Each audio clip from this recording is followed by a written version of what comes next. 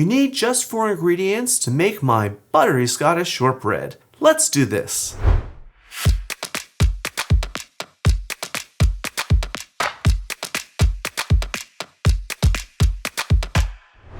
Hi everyone, welcome to today's episode of Let's Celebrate TV. I'm your host, Peter Lee. Today, our celebration is all about one of my family's traditions. We're making Scottish shortbread. What is Scottish shortbread? Is it a cake? Is it a cookie?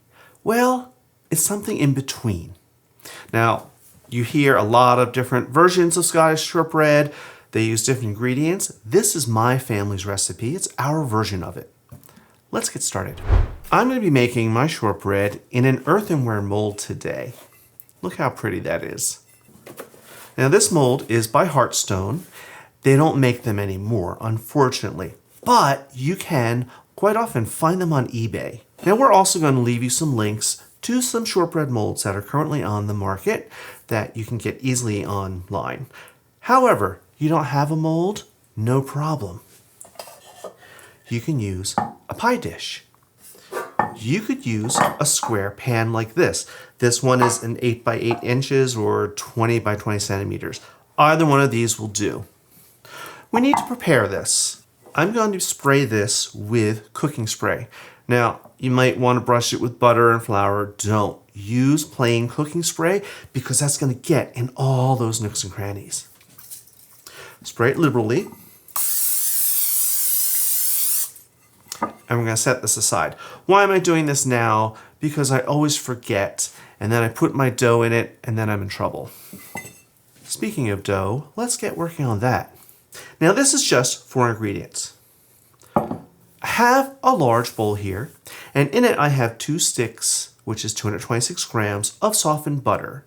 Now first, you must use real butter. Don't use margarine or any of that. It won't be as good and it won't work well. Now this is soft butter. Very soft. You can drag your finger through it and leave a little indent.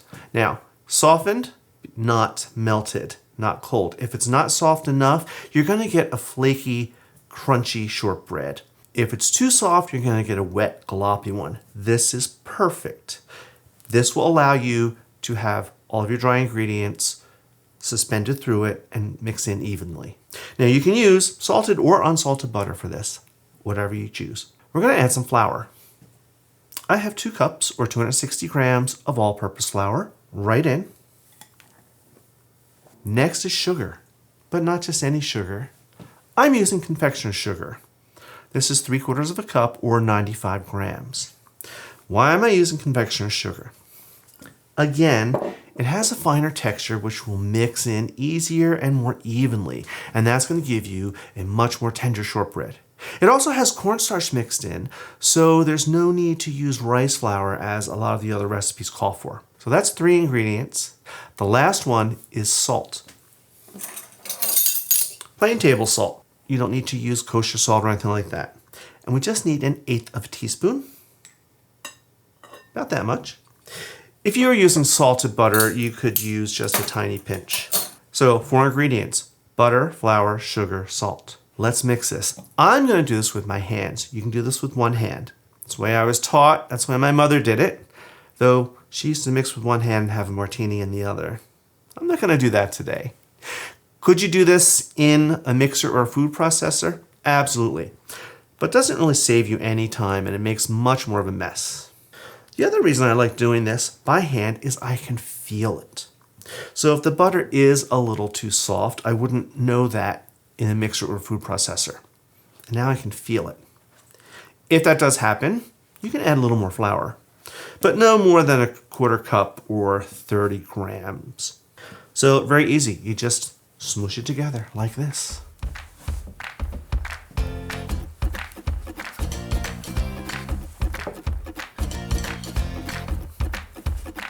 This is starting to come together. So while I'm mixing this, do me a favor, jump down and click on that like button.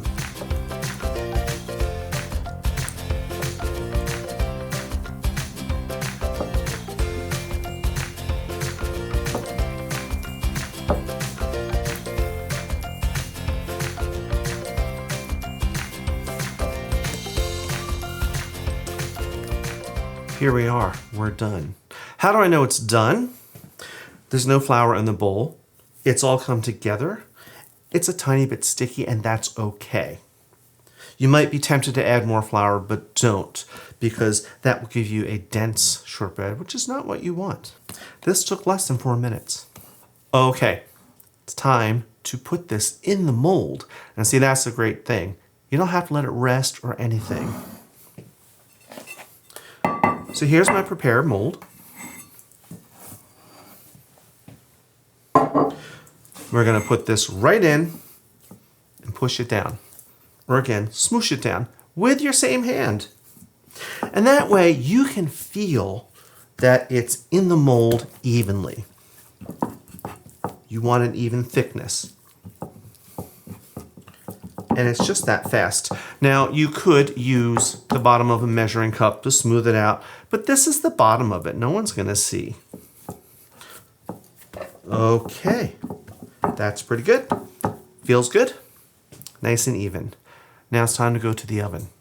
My oven is preheated to 325 Fahrenheit, which is 160 Celsius.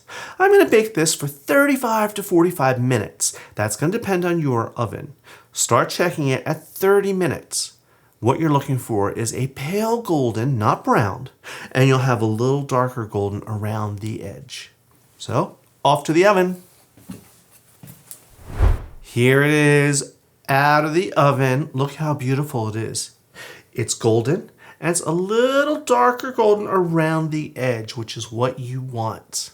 Now this took, actually today, 37 minutes. That's why I said 35 to 45 minutes. That's my oven. It may take less than yours, it may take more, but this is what you're looking for. Now this has been on a wire rack cooling for about 15 minutes.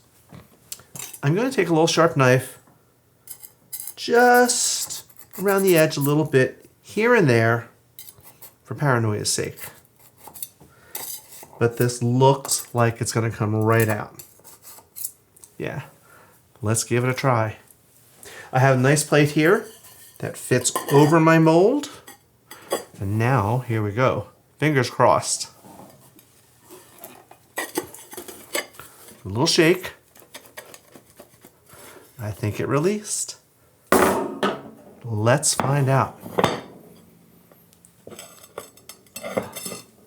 Haha, look at that. Whew.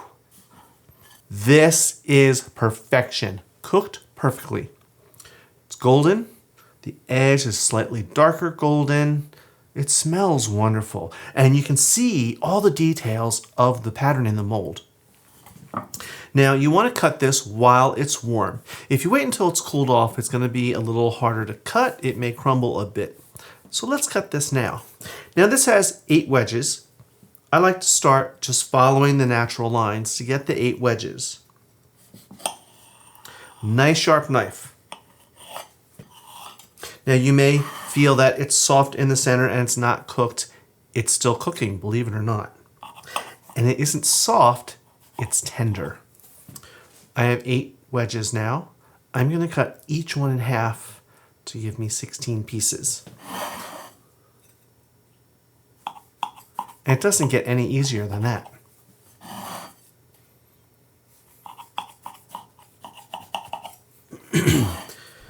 Okay, I've cut this into 16 pieces. Now we want to let this cool fully before we eat it.